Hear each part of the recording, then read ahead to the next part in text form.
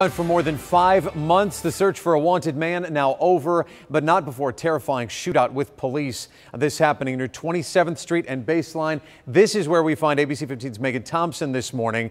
Megan, first of all, let me ask, any officers hurt? Do we know their conditions?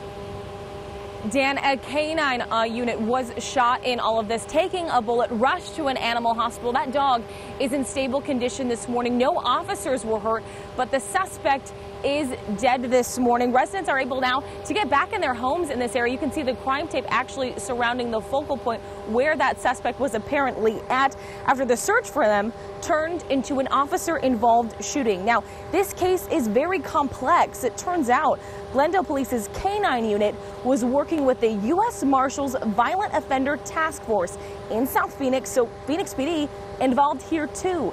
A tip helping them track this suspect to a home in the area, and they set up a perimeter. Glendale police say that suspect jumped over a backyard fence trying to escape, and that's when he ran into a K-9 and an officer. The subject did fire rounds from a handgun at the officer. The officer did return fire with his duty weapon, striking the suspect. They have not identified that suspect, but we do know he escaped from the Department of Corrections back in February. Now, coming up, you'll hear from the people who were caught in the crossfire in all of this, the neighbors who live right next to where that crime tape now is, Dan, their firsthand accounts in just 30 minutes. Boy, tense moments in the neighborhood for sure. Megan, thank you. Of course, we anticipate this K-9 will survive. That was not the case, sadly, for K-9 Officer Bain back in April. That Phoenix K-9 killed in the line of duty after chasing after a suspect.